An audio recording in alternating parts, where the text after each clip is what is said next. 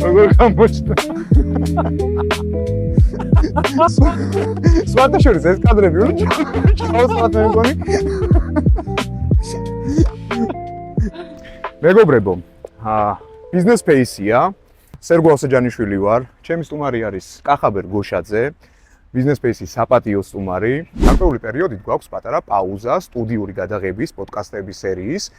ამიტომ გადავწყვიტეთ სტუდიიდან გამოვიდეთ. ჩვენთვის ინსპირაცია იყო ჩვენი თელავის, ასე ვთქვათ, ბიზნეს ვოიაჟი, სადაც ძალიან საინტერესო სპონტანური, ასე ვთქვათ, რაღაც გადაცემა და ინტერვიუ გამოგვივიდა როგორც ერთმანეთთან, ისე ნიკოლოზ ბათირაშვილთან.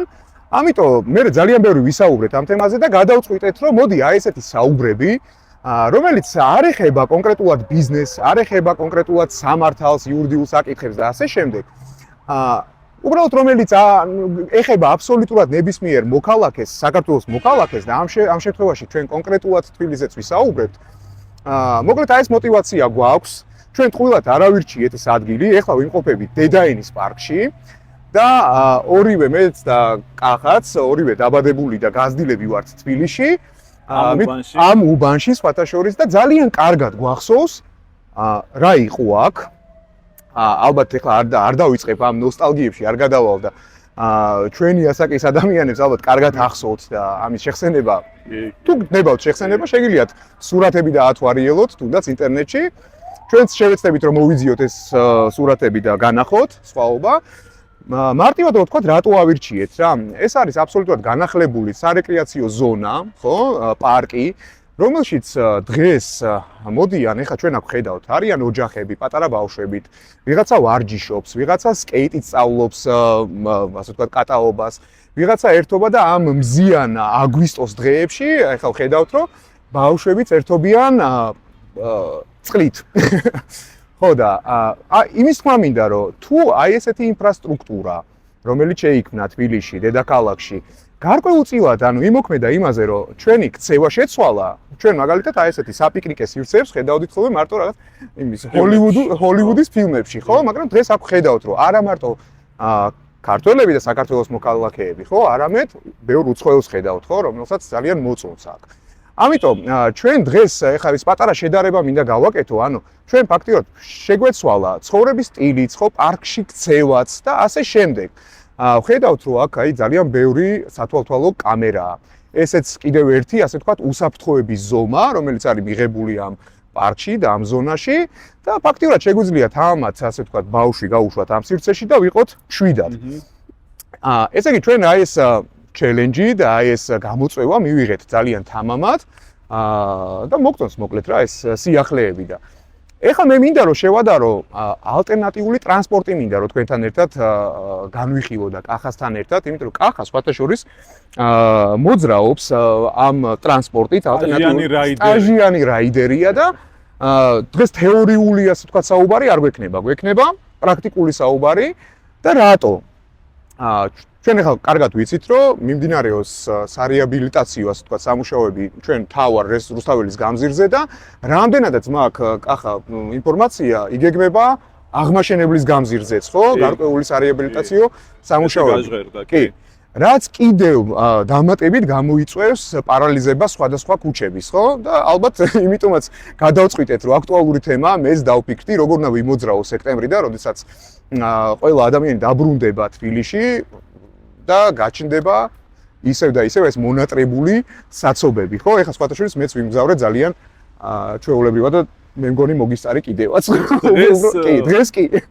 დღეს პატიო. კი ბატონო.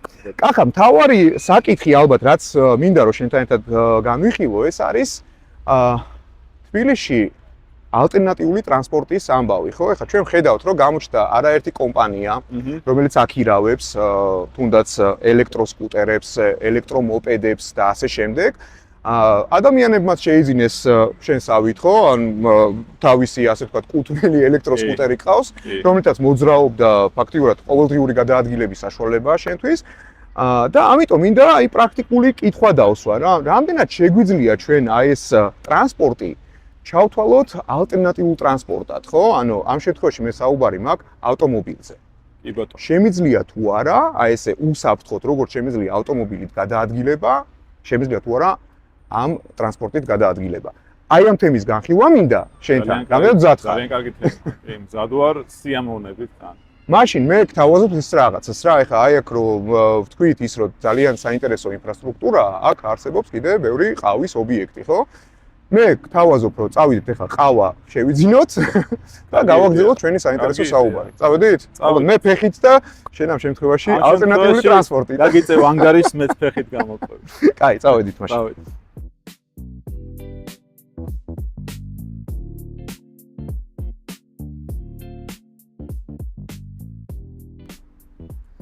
მოკლედ, კახაბერ. ყავა შევიძინეთ, როგორც შევპირდით ჩვენს მაყურებელს, ძალიან საინტერესო თემაზე ვისაუბრებთ ახლა. ალბათ კიდევ ერთხელ გამმეორდები, სარეაბილიტაციო სამუშაოები რუსთაველზე.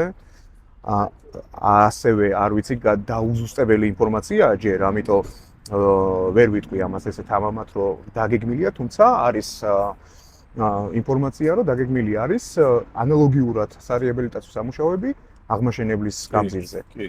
ხა ეს ყველაფერი ბუნებრივად შექმნის ძალიან დიდ დისკომფორტს ჩვენს, ასე ვთქვათ, საზოგადოებაში და განსაკუთრებით მძღოლებში, ხო?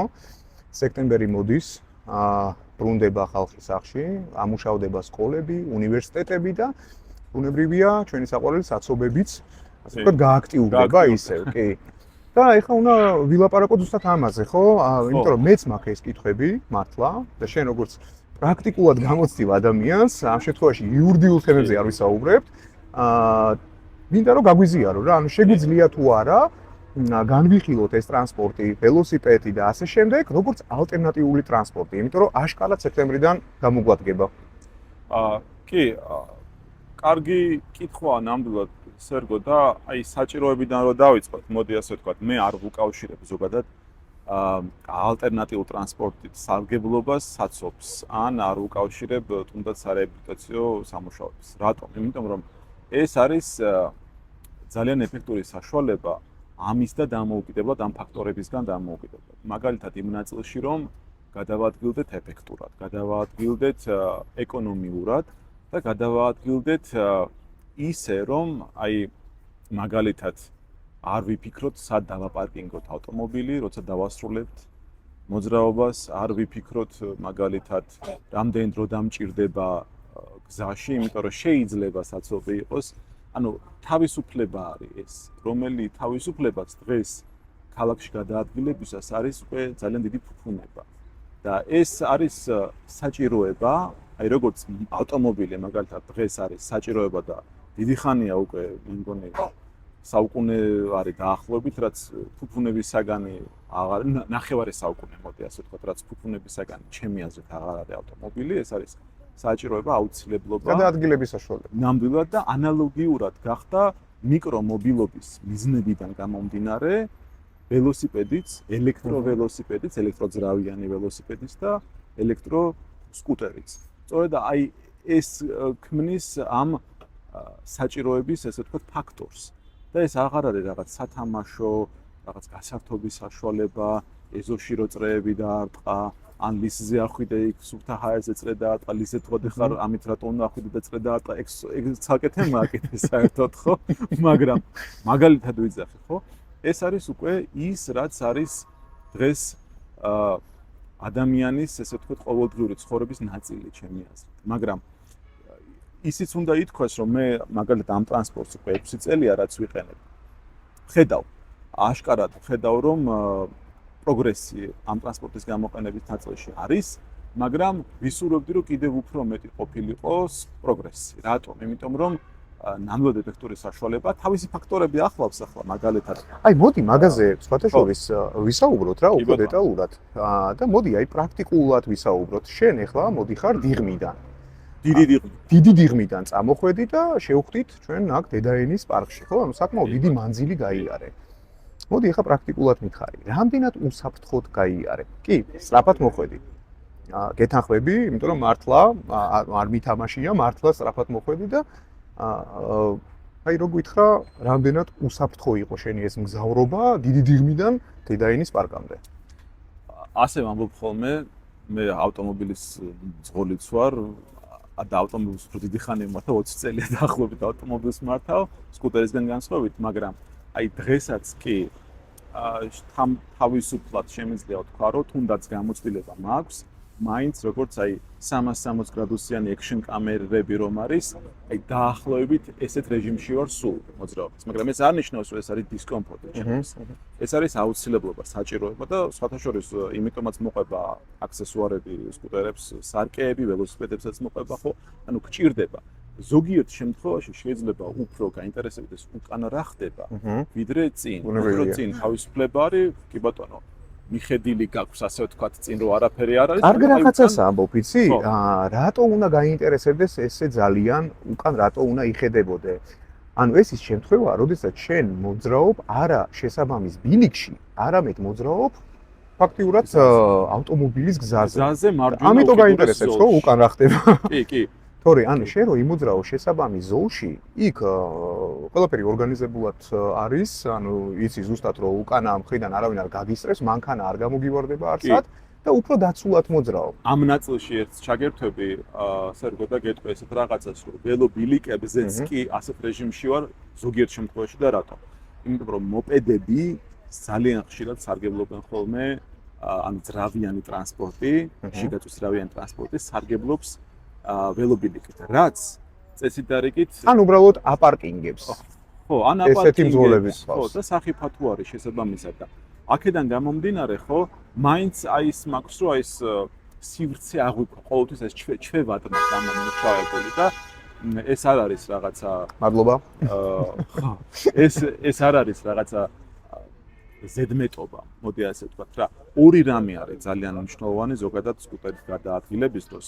უსაფრთხოებაზე ვისაუბრეთ და ცოტა ჩაიკარგა ის კითხვა და ახლა წამოვწევ, რამდენად უსაფრთხოდ მოვედი. კი, მოვედი უსაფრთხოდ, იმიტომ რომ ვაკონტროლებ სივრცეს, დავდივარ მარჯვენა ზოლში, უკიდურეს ანუ გზის პირზე დავდივარ და ასევე სადაც არის აუცილებლად ვიყენებ ველობილიკს, იმიტომ რომ დაშვებული არის და ხო, აი ასე. აი, გადავედით ეხლა თავარ თემაზე. და ორი თემა, რაც ასევე მე მგონი უნდა გავშალოთ ჩვენს გადაცემაში არის ის, რომ ორი რამე არის ნებისმიერ ტრანსპორტზე, ანუ რასაც არ უნდა იყენებდეს ადამიანი, მნიშვნელოვანი.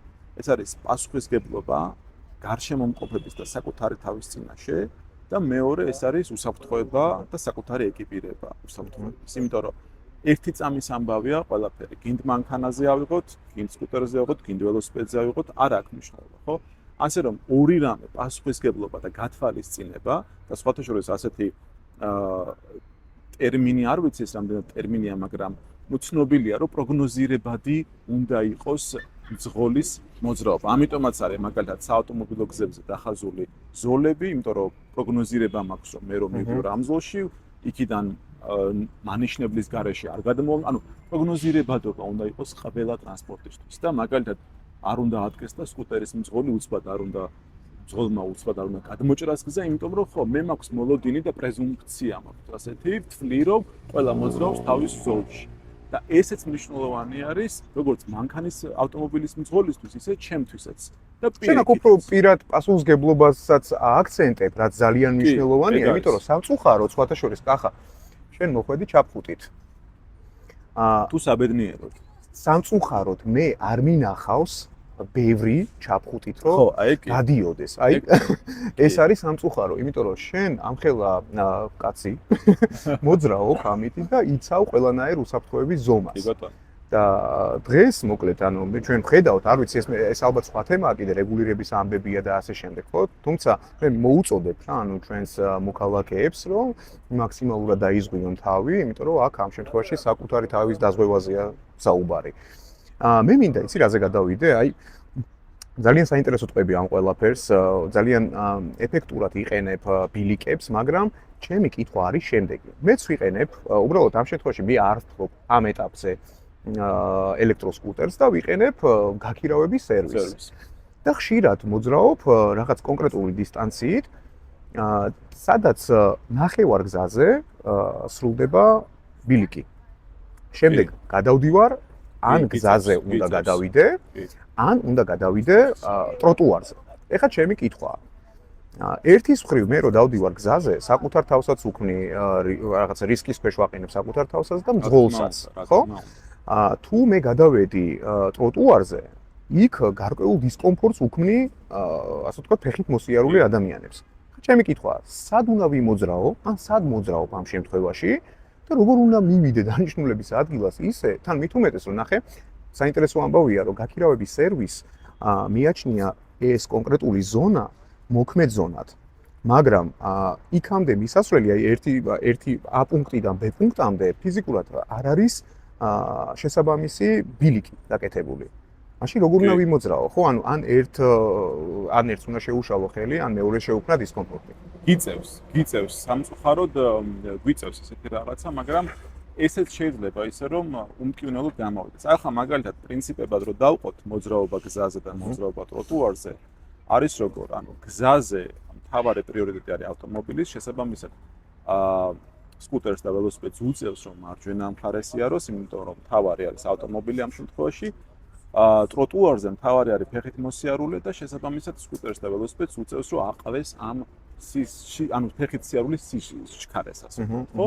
ამიტომაც არის სხვათა შორის რომ ბევრ სკუტერს უკვე აქვს ეგრეთ წოდებული walk რეჟიმი, ანუ ფეხით სიარულის რეჟიმი, სადაც მაგალითად 5 კმ/სთ შეგიძლია იარო. ეხლა რამდენად ამას ხშირად ვიყენებ მე, ეს რო გითხრა რომ ხშირად ვიყენებ, მოვიტყუებ ნამდვილად, მაგრამ ამიტომაც არის ეს, რომ სადაც არის პრიორიტეტი, ვისიც არის პრიორიტეტი, გვიწევს იმ პრიორიტეტის ობიექტთან აყოლა, ასე ვთქვათ, ხო? იქნება ავტომობილი, იქნება ფეხით მოსიარულე, გვიწევს. ეხლა ჩვენ მაგალითად ვხედავთ ასევე იმასაც, რომ თუ გახსოვს სანაპიროზე, მარჯვენა სანაპიროზე, სანამ აი ლაგუნადან რო წამოვედით, რო წარმოიდგინო ლაგუნადან რო წამოვედით, სანამ ვახუშტის ხიდზე უნდა ავუხვიოთ, იქ იყო ასევე დახაზული ველობილიკის გზა. და შემდეგ ეს დახაზვა აიღეს. ერთი მხრივ ეს გულდასაწყვეტი იყო ალტერნატიული ტრანსპორტით მოსარგებლეებისთვის, მაგრამ მე ამასაც ხვდები, რატომ? იმიტომ რომ ის ძალიან დატვირთული მონაკვეთი არის. საავტომობილო გზა არის. საავტომობილო გზა იქამდე, ლაგუნამდე და იმ ადგილამდე, ასე თუ ისე კი არის და შეიძლება რომ ესე ვთქვათ, კოოპერირებდეს ერთად ავტომობილიც და ან სკუტერი, ან ველოსიპედი, მაგრამ იქ მოძრაობა არც თუ ისე დიდი იყო ველოსიპედის და იქ ესე ვთქვათ, მანქანის ზოლს ავიწროვდა ძალიან ორზოლიანი გახდა თუ არ ვწდები ფაქტიურად, ხო? მოძრაობა ერთ მხარეს, ხო? ამიტომ მე ეს დახაზვაც აიღეს.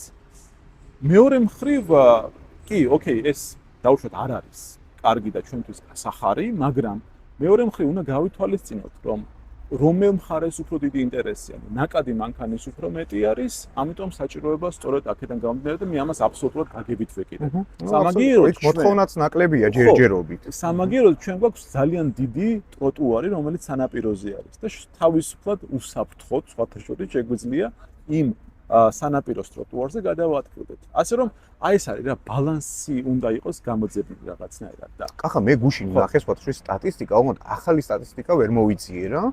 22 წელს დაფიქსე პიკურ, ასე ვთქვათ, დროს 600,000-ზე მეტი მანქანა მოძრაობს თბილისში. ანუ ეს არის 22 წლის მონაცემი რა. ანუ ეხლა გადასამოწმებელია კიდევ რა თქმა უნდა, თუმცა მე რაც მოხდა თვალში, ეს არის 9 მილიონზე მეტი მანქანა მოძრაობს თბილისში პიკის საათში, ხო? ანუ გადაადგილება ფაქტიურად შეუძლებელია. მეც ხშირად პირობითად საბურთალოს დამიტოვებია ავტომობილი საპარკინგი ადგილას, გადამჯდარ ვარ, ასე ვთქვათ, ამ გაქირავების სერვისზე, სკუტერზე, ასე ვთქვათ, ელექტროსკუტერზე და წავსულ ვარ ასე დანიშნულების ადგილას. დღეს, აი, მოდი გამიხილოთ რა, ეხლა აი დღეს საბოლოო ჯამში მე შემიძლია გამიხილო და პირობითად სექტემბრიდან აი მირჩიე, მეგობრულად მირჩიე, მინდა შეძენა, ხო? მაგრამ მინდა შევიძინო ტრანსპორტი, რომლითაც მე შევძლებ მართლა A პუნქტიდან B პუნქტამდე მისვლას, რა თქმა უნდა, თბილისის მასშტაბით, მაგრამ არ მაქვს საუბარი საქალაქსაშორისო ეგეთებიც ყავს საქართველოში, ვინც მარშრუტებს, რეისებს ასრულებს. ხო, აგერ ვხედავ მე სხვათა შორის დამატებითი ელემენტიც უყენია თქვენს ტრანსპორტს. კი ბატონო, კი. ხო და აი მირჩევ თუ არა შესაძლოა რაღაც სხვა ალტერნატიულ ტრანსპორტს მირჩევ, რომელიც დღეს არ მინდა ეხლა რაღაც აქცენტირება გავაკეთოთ სკუტერებზე მარტო, ხო?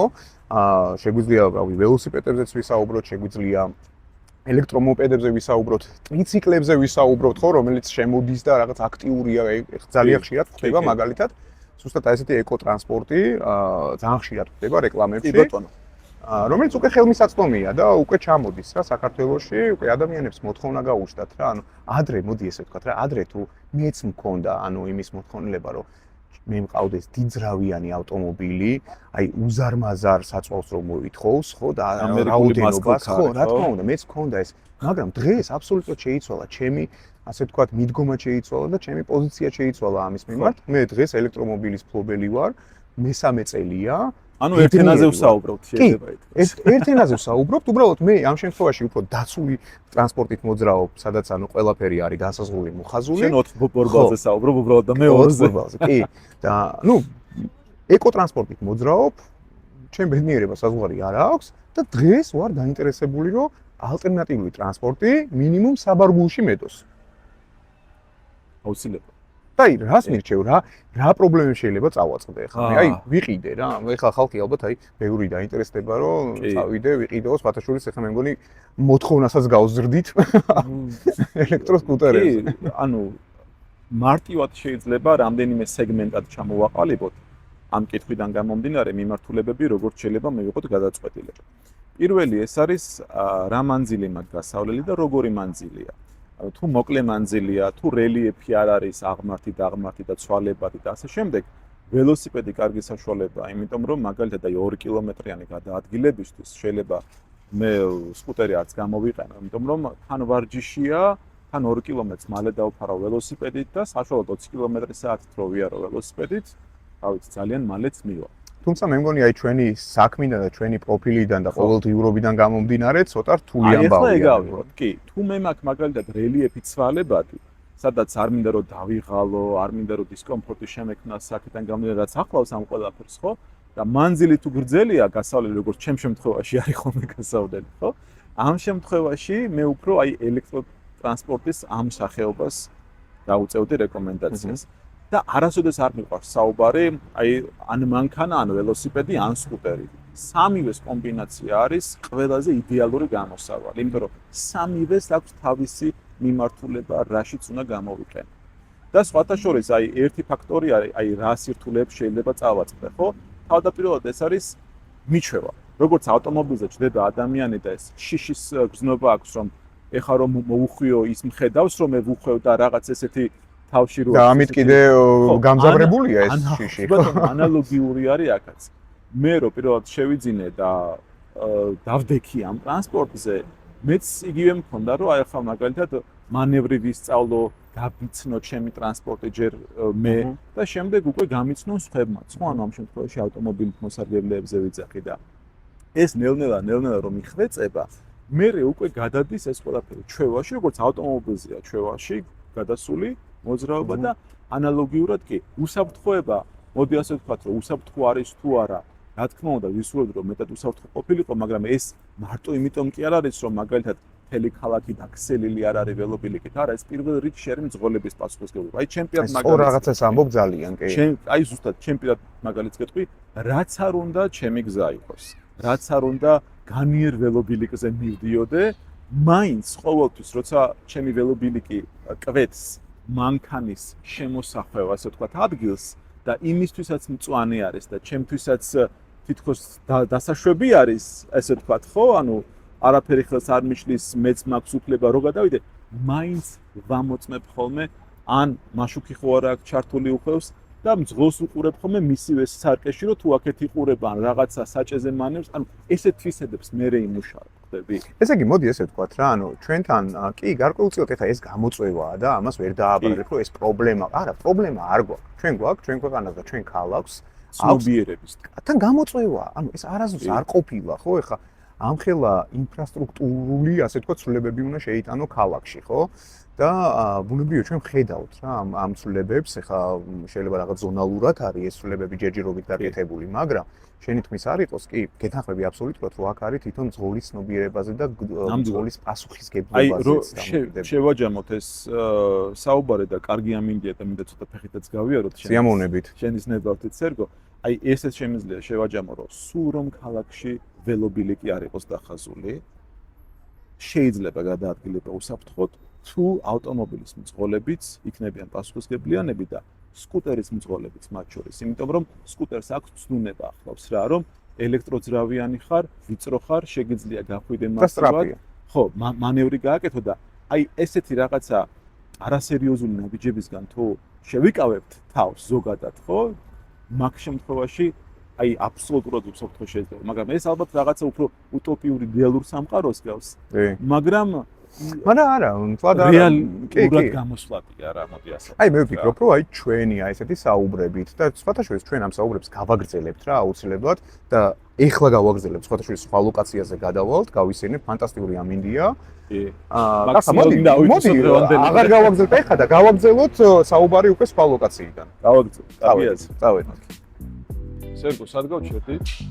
საინტერესო თემაზე ვსაუბრობდით, პასუხისგებლობაზე, უზღოლების პასუხისგებლობაზე, უსაფრთხოებაზე და ასე შემდეგ და შეგვიძლია გავაგრძელოთ ახალი ლოკაციიდან, ფანტასტიკური, სიგრილედან. ნამდვილად მან ბევრი თემა არის, მათ შორის აი არასრულ წონებთან მიმართებით და საერთოდ ეს მოძრაობა ორი ადამიანი ერთ სკუტერზე, არასრულ წონები, ძალიან პატარა ბავშვებიც კი, მათი პასუხისგებლობა. რა ვიცი, საიდან დავიწყო და მოდი, ალბათ ყველაზე საინტერესო, თან ახლა მით უმეტეს ჩვენ ერთ-ერთი ესეთი კომპანიის წარმომადგენელი შეხვდა, კადრს მიღმა ვისაუბრეთ. ნუ ყველაფერზე არ ვისაუბრეთ, რაზეც ვისაუბრეთ მაგ ადამიანთან. თუმცა ალბათ აქ საინტერესო არის ზუსტად ამ კომპანიების პასუხისგებლობაც. და ამ შემთხვევაში უკვე კი შევპირდით ჩვენს მაყურებელს, რომ მაინც და მაინც იურიდიულ ხარეს არ შევეხებთ, მაგრამ არ შემიძლია შენი ექსპერტიზა ამ შემთხვევაში არ გამოვიყენო და პროფესიაც არ მიშებს, რომ არ ვთქვა ხოლმე მაგ ნაწილში. თუმცა შენ ამ შემთხვევაში ეხლა როგორც მე გამანათლებ, ისე ჩვენს მაყურებელს, ამიტომ სასარგებლო ინფორმაციაა ეს ყველაფერი. აი მოდი რამდენიმე მიმართულებით მინდა მან გავშალო. თან ორივე მშობელი ვართ რა, ორივე არასრულოვანის მშობელი ვართ. კი, ეგეც არის და საკითხი არის ძალიან მნიშვნელოვანი არა მარტო ბავშვის პერსპექტივიდან და საყურადღებო, არამედ რადგან ბავშვზე გვაქვს საუბარი, არის მშობლის პერსპექტივიდან. მესმის, რომ არასრულწლოვანისთვის არის გართობის კარგი საშუალება, ნამდვილად, არასრულწლოვანი კი არა, მეც ხანდახან ძალიან ანტისტრესივით არის ხანდახან ჩემ შემთხვევაში და სიამოვნებს გადაარგდება და ვერთობიც შეიძლება ასე ვთქვათ, ვერთობი კიდეც. მაგრამ თემა არის რა, რომ ჩვენ როცა ვსაუბრობთ მაგალითად არასრულწლოვნებზე, აუცილებელი არის სწორად ინფორმაციის მიწოდება. სხვათა შორის არ იქნება ურიგო თუ მაგალითად აი სკოლებში იქნება რაიმე awareness ცნობიერების ამაღლების კამპანია ამ მიმართულებით წარმოებული, მაგრამ სულ რომ რეგულაციას თავი გავანებოთ, სულ რომ ასე ვთქვათ კანონს და ამ კუთხით რაღაცა სავალდებულო მოთხოვნას ან რაღაც საკრძალვას გავანებოთ თავი, ხო? ძალიან მნიშვნელოვანია პირველ რიგში საკუთარი ესე ვთქვათ ცნობიერების ამაღლება მშობლის კუთხით და ეს რომ ყველაფერი ბავშვამდე მიიტანოს სწორად. იმიტომ რომ ჩემთვის მაგალითად აი ძალიან სარისკო მგონია მაგალითად ორი ადამიანი როცა არის სკუტერზე. როცა ეს ორი ადამიანის დასრულია, ესეც არის, მაგრამ აი ბავშვს როცა ვხედავ, რომ ორი ბავშვი ერთად მიდიან, ხო, აი ძალიან მინდება ხოლმე რომ გავაჩერო, ჩამოვსვა ორივე, დავარიგო ჭკუა, მაგრამ ნუ თავსამისხლებას რა თქმა უნდა არ ვაძლევ, თუმცა ძალიან ღელავ ხოლმე ამ დროს, იმიტომ რომ ეს არის მართლა ძალიან ხიფათის, ასე ვთქვათ, მაღალი მომეტებული ფაქტორი ამ დროს. მან მნიშვნელოვანია ერთი საკითხი, sharing კომპანია ახსენე, რა ხდება მაშინ, როცა ბავშვი ქირაობს ამ სკუტერს. როგორ ქირაობს? მაგალითად ეხლა იმ აპლიკაციაში მეც რო შევდივარ, წერია, ან პირველივეს მიგდებს იმას, რომ 16 წლიდან არის დასაშვები. ნუ ალბათ ეს მშობლის აკაუნტით არის, სავარაუდოდ სრულწლოვანი პირი, შეიძლება მშობელი არ იყოს, მაგრამ აქ მთავარი არის რა გარემოება, პასუხისგებლობის საკითხი, ხო? მაგალითად ბავშვმა დააზიანა სიარულის დროს რაღაც, ხო? შეიძლება ვთქვათ ისეც, რომ პასუხისგებელი არის ბავშვი? არა. არ არის მან ბავშვი პასუხისგებელი, იმიტომ რომ ამ შემთხვევაში ჩვენ საუბარი გვაქვს მშობლის პასუხისგებლობაზე აუცილებლად და მნიშვნელოვანია მან ასევე კომპანიის პასუხისგებლობა არის თუ არა, იკვეთება თუ არა. მე სიმართლე გითხრა ეს შესწავლილი არ მაქვს, იმიტომ რომ არ ვიყენებ გასაქირავებელ სერვისს ამ კუთხით, მაგრამ აი მშობელია პასუხისმგებელი, ეს სამართლებრივი ზოგადად ესეთი წესი არის, რომ აასუწონეს ქმედებაზე არის მშობელი მაგრამ აი პასუხისმგებელი ცოტა შეგეწინააღმდეგები იმაში რომ აბსოლუტურად გეთანხმები რომ მშობლის პასუხისმგებლობაა. თუმცა ამ არასრულწლოვან ადამიანებს აქვთ საშუალება მაინც თუნდაც აპლიკაციის გარეშე, ჩვენ ახლა ამაზეც ვისაუბრეთ, აპლიკაციის გარეშეც კი აქვთ საშუალება რომ ეს ტრანსპორტი გამოიყვანონ და ისარგებლონ. ეგ სერვისის მომწოდeblis თემაა. ხო, ანუ მე ვფიქრობ, რომ აქ ამ შემთხვევაში თვითონ კომპანიამ უნდა დააზღვიოს ეს ფაქტორი და უნდა შეზღუდოს ეს ფაქტორი მაქსიმალურად. ვერიფიკაციის მექანიზმი მათ შორის. რა თქმა უნდა, თუმცა ანუ ეხლა მე ცოტა შოკში ვიყავი ხა ამ ადამიანის მოყოლილისგან და იმ ვანდალიზმისგან, ხო, რაც თურმე ხდება. თუმცა ანუ ეს ყველაფერი, ანუ მივიდივართ იქამდე, რომ ვერ იქნება მარტო ერთი მხარე რა, ანუ რეგულატორი არ არის მარტო ერთი მხარე, რომელიც ასე ვთქვათ, შეძლებს რომ ეს ყველაფერი დაარეგულიროს რა. ანუ მეორე მხარე არის კომპანია, რომელიც მასიურად, ასე ვთქვათ, ცდილობს ამ ტრანსპორტის პოპულარიზაციას, ხო? და რეალურად ხედავთ ამ ტრენდს, ტყუილად ხო არ გავაკეთეთ ჩვენს დღევანდელი ეს ჩვენი რაღაც საუბარი ისევ სპონტანურად, ხო? იმიტომ გავაკეთეთ, რომ ანუ სერიოზულად ვფიქრობთ ეს დღეები, თუნდაც ვჯელობთ, ხო? ანუ სექტემბრიდან როგორ ვიმოძრაოთ ახლა. შენ ამ შემთხვევაში ნაკლები საფიქრალი გაქვს, მაგრამ მე ნამდვილად მაქვს საფიქრალი, ხო?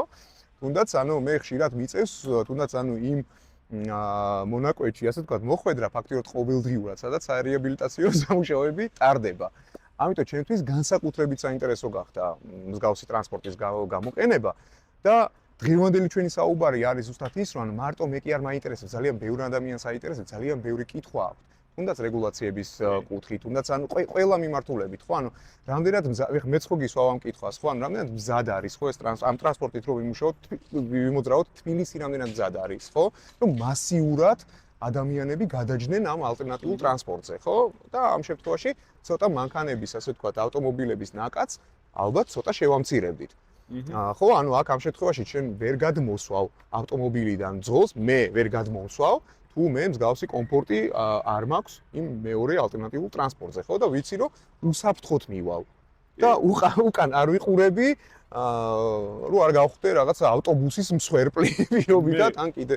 და ამ შემთხვევაში უბრალოდ შარში ვაყენებ იმ ადამიანს, ხო, ვინც მოძრაობს თავის ზოლში. აბსოლუტურად, მაგრამ აი ისევ იმას უბრუნდები, რომ რაც არ უნდა რეგულაცია მოვიგონოთ, თუ არ იქნება ადამიანი საკუთარი თავის წინაშე, აი ამ კითხვას არ დაუსვოს, რომ მე რაც მევალება ვაკეთებ იმას უსაფრთხოდ დავდივარ, ან მით უმეტეს თუ მის შვილს უშვებს ამ ტრანსპორტის სარგებლობაზე, რომელიც მაგალითად ძალიან ხშირად არის, რომ კარგი, ორი ბავშვი ერთად ვისაუბრეთ ამაზე, მაგრამ არის ხანდახან მანევრებს აკეთებენ, რომელიც არის რაღაც ახტომები, ეგრეთ წოდებული ვილიები ცალბორბალზე, და ეს ხდება ხალხო სავალ ნაწილზე, ავტომობილის სავალ ნაწილზე ხდება. კი, და ძალიან სარისკოა, ასე რომ თითოეული, ასე ვთქვათ, ინდივიდის ფარგლებში თუ არ მოხდა ამის გააზრება და მიწოდება არასრულწლოვანისთვის მათ შორის, ხო?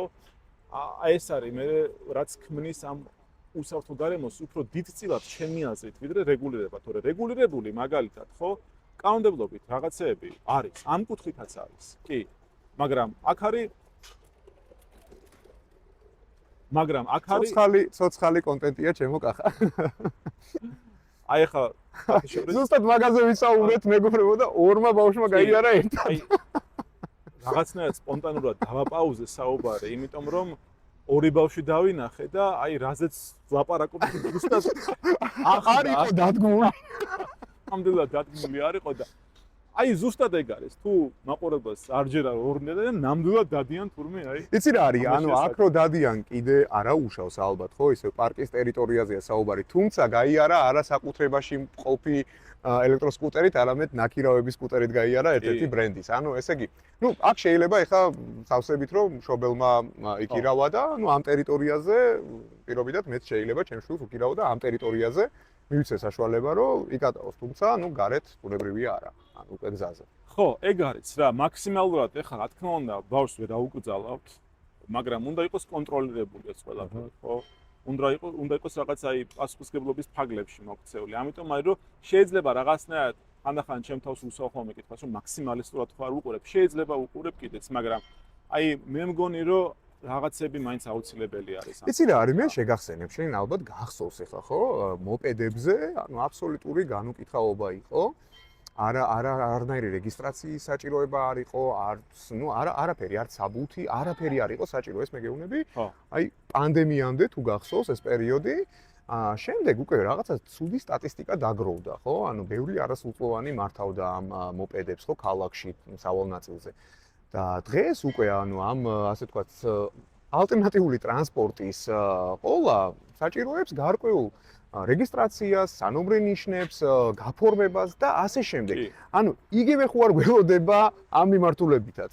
არ გამოურიცხავს სხვათა შორის, მე ზოგადად ნუ ველოსიპედს არ გულისხმობ ბუნებრივია. ხო, ველოსიპედზე არ არის აქ საუბარი. ძრავიან ტრანსპორტზე საუბარი და აი კარგი მაგალითი გამახსენდა, ყველაზე უფრო კაცრად ტექნიკურად რეგულირებული სახელმწიფო, სახელმწიფო რომელიც ტექნიკურად არეგულირებს ყველაზე უფრო კაცრად არის სინგაპური.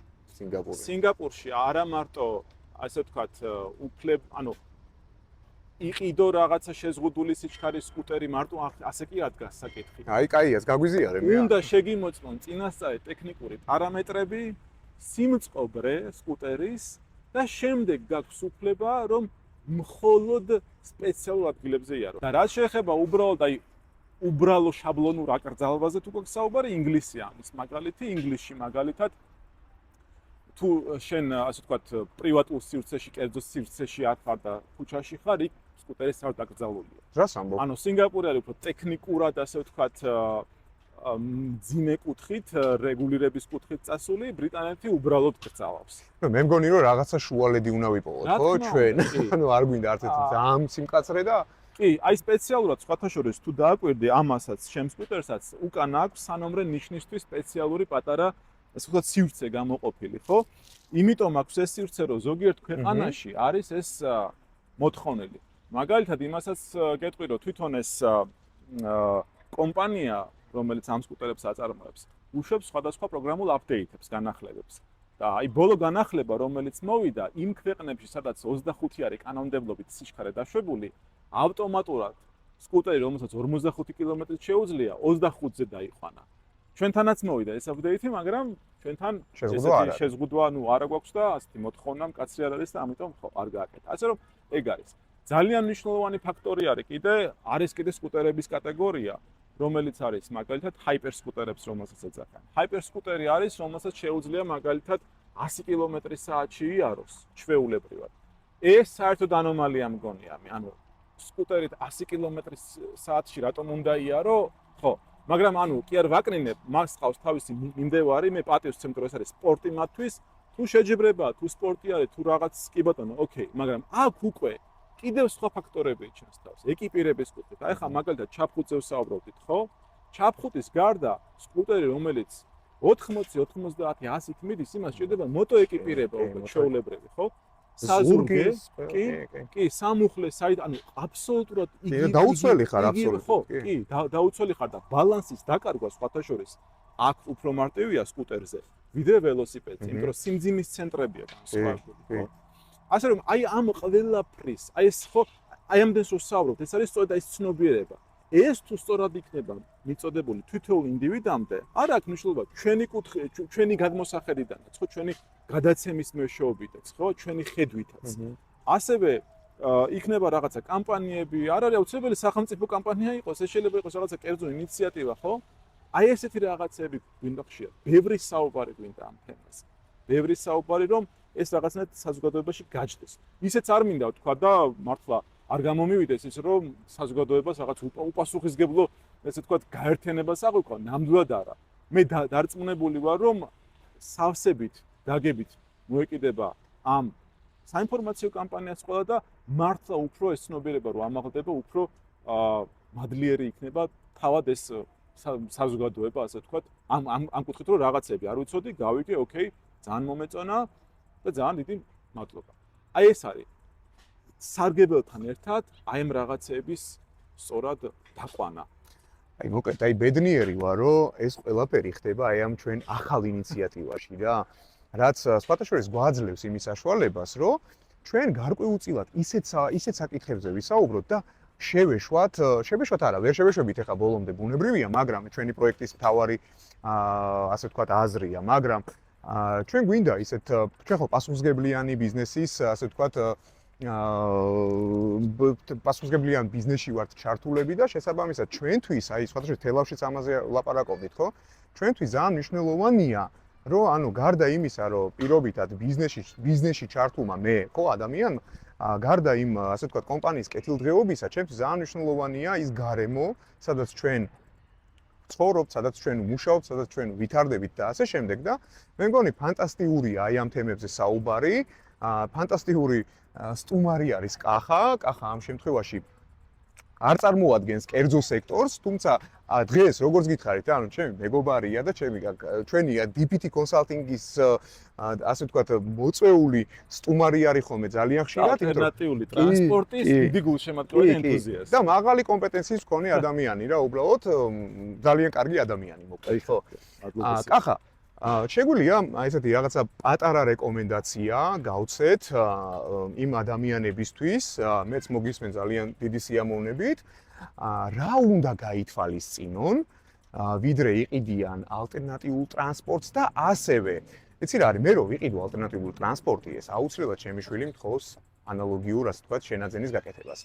და ამ შემთხვევაში აი როგორ უნდა მოვიქცე მე მშობელი, პასუხისმგებლიანი მშობელი, ჯერ ეგეთი როგორ ავირჩიო, ეს არ არის საუბარი მხოლოდ სკუტერზე, ხო?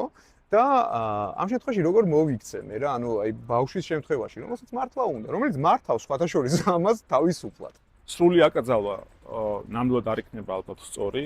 აქ არის საუბარი მიჩვევაზე რაღაცეების, აქ არის საუბარი ნელ-ნელა პრაქტიკის გამომუშავებაზე, გამოცდილების გამომუშავებაზე. მე არ ვფიქრობ, რომ რაღაცა პატარა ბავშვისთვის ტაბუირებული უნდა იყოს ეს თემა. არავითარ შემთხვევაში, იმიტომ რომ მე როცა გაიზრდება და შენგან დამოუკიდებლად შეძლებს რომ იქირაო სკუტერი, საერთოდ სიახლე იქნება მისთვის და გამოუცდელი რა თქმა უნდა და ეს სხვა რისკები არის კიდე. ასე რომ მე ვფიქრობ, აქ არის საუბარი ნელ-ნელა ნაბიჯ დოზირებულად, ასე ვთქვათ, ყველაფრის ახსნაზე, ყველაფრის გაცნობაზე და პირველ რიგში პასუხისმგებლობის, ხო? რეკომენდაციები ახსენე და ეხლა უკვე დასრულებისთვის მაქვს ერთი რეკომენდაცია განსაკუთრებით ავტომობილის მძღოლებისთვის. ავტომობილში შეგრძნება სკუტერი მაგალითად როგორ დისკომფორტშია, როცა ავტომობილი ძალიან ახლოს უსწრებს, ეს შეგრძნება საერთოდ დაკარგულია. და მაგალითად ყოფილა შემთხვევები, მე მქონია ეს შემთხვევა, რომ ძალიან ახლოს ჩაულია, არც თუ ისე დაბალ სიჩქარეზე ავტომობილს, მე საბედნიეროდ იქ შუქნიშანი იყო, პატარა საცობი იყო, დავეწიე და არანაირი ჩხუბით, არანაირი რაღაცა პრეტენზიით ადამიანს აუხსენი, დაველაპარაკე, ბოდიში მომიხადა და მადლობაც მითხრა, რომ არ ვიცოდიო. ასე რომ აქ იმაზე კი არა ეს საუბარი, რომ კაი რაღაცას ამბობ. ავტომობილის მძღოლს სკუტერი მაგალითად იზღება ან არ უყარს ადამიანი, რომ აქ არის საუბარი აღქმაზე, შეგრძნების დონეზე აქ საუბარი. აი ეს ყველაფერი, როცა ადამიანს იქნება სწორად მიწოდებული ახსნილი, მეგობრულად, ძალიან ადამიანურად, ხო, ანუ ზედმეტი რაღაცების გარეშე, მე ვფიქრობ, პირიქით, ყველანი იქნებიან მონდომებულები და საკუთარ თავს დაინახავენ, რომ აი ხა მე რო სკუტერზე ვიდგე და ვიღაცამ 9 მეტრში რომ ჩამისწროს, არ მომეწონება. მე ვისურვებდი, რომ შენისთანა ბევრი პასუხისმგებლიანი მძღოლი ყავდეს საქართველოს, როგორც ალტერნატიული ტრანსპორტის ზე ავტომობილი, ვიცი რომ კანონმორჩილი და იცავ ყველა არ მოექცეს სხვას, როგორც კი, აი მთელი გადაცემა, პრინციპში მთელი ჩვენი საუბარი ეს არის, ხო, ანუ პასუხისმგებლობაზე ვსაუბრობთ. და ეკონომიაზე მინდა ასევე, სერგო, ეკონომიის საკითხზე. ვისაუბრო. თან ბენზინი ძვირდება. ბენზინი ძვირდება და შენი აზრით 100 კილომეტრის დაფარვა ჩემი სკუტერით რამდენი მიჯდება? მოდი მე გამოვალ იქიდან, რომ როგორც ვახსენე, ვარ ელექტროავტომობილის მფლობელი და დაახლოებით მაქვს დაანგარიშებული ავტომობილის ხარჯი. ამ შემთხვევაში, ნუ გავითვალისწინებთ კილოვატის ღირებულებას, თეთრებზეა საუბარი. თეთრებზე ეს არის რა ვიცი ალბათ 10 თეთრამდე. 1 კილომეტრი მიჯდება 0.007 ლარი. ანუ ძალიან შეცდომა. მაგრამ 100 კილომეტრი 65 თეთრი. 100 კილომეტრი. ასე რომ 65 ამ კუთხითაც საერთოდ თეთრი გიჯდება 100 კილომეტრი. 100 კილომეტრი 65 თეთრი. საშუალო. ხო, მეგობრებო, ეხლა მე მგონი ძალიან მარტივია დაანგარიშება, რომ ეჯიბრებით ერთმანეთს და ჩემი ავტომობილი 15 ლიტრს წავსო და 25 ლიტრს წავსო. ვიცოდი გადავხედოთ დღევანდელ ფასებს. ეკონომიური რო იყო, კი ვიცოდი, მაგრამ სტატისტიკა რო დავამუშავე, საერთოდ წარმოდგენა შემეცვალა. და ერთი თემაც მინდა ასევე თუ დრო გვაქვს ამაზე რა თქმა უნდა, ჩვენ ხელშია, კი ბატონო. ამინდის თემა. რატომღაც ახმულია რომ სკუტერია, ველოსიპედი არის მაინც და მაინც ზაფხულის. მეც ეგრე მაქვს ახმული სხვათაშორის. უფრო დავარქმევდი რომ მშრალი ამინდის უფრო არის ეს ტრანსპორტი, ვიდრე წვიმიანი ამინდის, მაგრამ სიცივე როცა არის, აი დამერწმუნე ნამდვილად შეიძლება შესაბამისით ანსაცმლით და აღჭურვილობით ისე გადაადგილდე რომ არც კი შეგაწუხოს ამ სეციას. ისე ყველაზე შორს არ წასულხარ ამით. ამითი ყველაზე შორს ჯერ არ წავსულვარ სიმართლე გითხრა, ასე დიდი გასვლა არ მქონია. ქალაქგარეთ არ გავსულა, მაგრამ დიდი დიღმიდან თავისუფლებამდე მონაკვეთი და დღეს დაგვიმკიცე. პირიქით მე მგონი ყოველდღე ხო, ვამკიცებ რომ შეიძლება ამ ტრანსპორტით სიარული. და იმედი მაქვს რომ ეს ჩვენი გადაცემა სწორედ მაგას ემსახურება, რომ მაქსიმალურად ის სიკეთეები დაინახონ ჩვენმა მაყურებლებმა და მსმენელებმა, რაც მას აქვს და ასევე ამ სიკეთებთან ერთად აი ის ნიუანსები, რაც ეხება პასუხისმგებლობას და უსაფრთხოებას, ასე რომ პირიქით, რა ვიცი, თუ რაიმე რჩევა იქნება საჭირო, თუ იმე სურვილი იქნება, დიდი სიამოვნებით ნებისმიერ დროს სერგო, დიდი სიამოვნებით ვესაუბრები ამ თემებს. მე დარწმუნებული ვარ, რომ აქ კომენტარებშიც ბევრს კითხავენ რა ჩვენ და შევეცდებით რომ აბსოლუტურად ყველა კომენტარს უპასუხოთ. ზოგადად ყველაფერს პასუხობ, ყველაფერს უყურებ. კომენტარები უკვე ნიშნავს რომ ინტერესი არის. კი. კახა, ფანტასტიკური დიალოგი გამოგვივიდა. მე ვეთქვი ჩვენს მაყურებელს, ეს მხოლოდ დასაწყისია. სხვათაშორის ჩვენ ახლა ამას ამ ფორმატს ვიყენებთ ამ ზაფხულის პერიოდში, აგვისტოს პერიოდში. აი ესეთი ინიციატივა ქონდა DPT Consulting-თან ერთად. რამაც ძალიან გაამართლა, ძალიან მოგვეწონა. ეს არის თავისუფალი, ასე ვთქვათ, ფორმატი, ფრისტაილი. ჩვენ გამოვედით სტუდიიდან.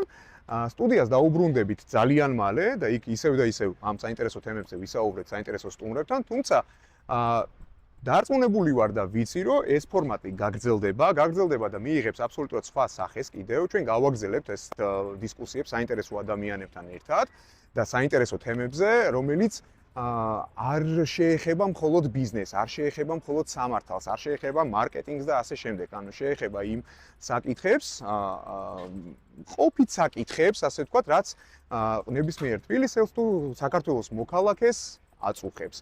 ამიტომ მე ამით პრინციპში დღევანდელ ჩვენ ბიზნეს ფეის, აი ესეთ უნიკალურს დავასრულებ. მადლობას გადაუხდი კახას, ფანტასტიკური სპიკერი, მაღალი ექსპერტიზის მქონე ადამიანი, უბრალოდ კარგი ადამიანი. პირიქით, ყოველთვის სასიამოვნო შენთან სტუმრობას. მადლობა კახა. ჩვენ აუცილებლად გავაგრძელებთ ამას. სხვათაშორის არ შემიძლია არ გადაუხადო მადლობა ჩვენს ოპერატორს გიორგის, ჩემს მას, რომელიც ახლა გვიღებს. სხვათაშორის აქ ისე ვართ რა მოსულები და ეს სპონტანურად, ჩემი ვაჟკაციც აქ არის, ჩემი შვილი. და აი ამ გარემოში მოკლედ გადავწყვიტეთ, რომ ესეთ სერიოზულ რეალურად მართლა სერიოზულ საკითხზე ვისაუბროთ. იმედი მაქვს, რომ ყველა ის რეკომენდაცია აითვალისწინეთ, მე პირად ძალიან მომეწონა დღევანდელი ჩვენი საუბარი და ჩემთვის უკვე რაღაც გარკვეული ასე ვთქვათ, აზრები გამიჩნდა, როგორ შევარჩიო და რა გავაკეთო და თუნდაც ანუ შვილს როგორ უპასუხო ამ ყველაფერზე. იმედი ამ ყველაფერს გაითვალისწინებთ. თავარი არის, როგორც კახამ თქვა, ეს არის პასუხისმგებლობა, თქვენი პასუხისმგებლობა, პირადად თქვენი პასუხისმგებლობა, ვინც მართავს როგორც ავტომობილს, ისე ალტერნატიულ ტრანსპორტს. ამით მე დაგემშვიდობებით. მადლობას გიხდით, შეაფასეთ, დააკომენტარეთ. ჩვენ კი გავაგრძელებთ ამ საქმეს და იმედი მაქვს, რომ თქვენ ეს ყველაფერი მოგწონთ. მადლობა და ნახვამდის. გოგლიკ, მიატორმებე. ბიზნეს ფეისის ოფიციალური პარტნიორია კერხერ საქართველო. ბიზნეს ფეისის ოფიციალური პარტნიორია იურიდიული კომპანია DPT Consulting. ბიზნეს ფეისის ოფიციალური პარტნიორია IT კომპანია IT-Tech. ბიზნეს ფეისის ოფიციალური პარტნიორია კომპანია K-Call, პირველი 24 საათიანი აუთსორსინგული კონტაქტ ცენტრი საქართველოში.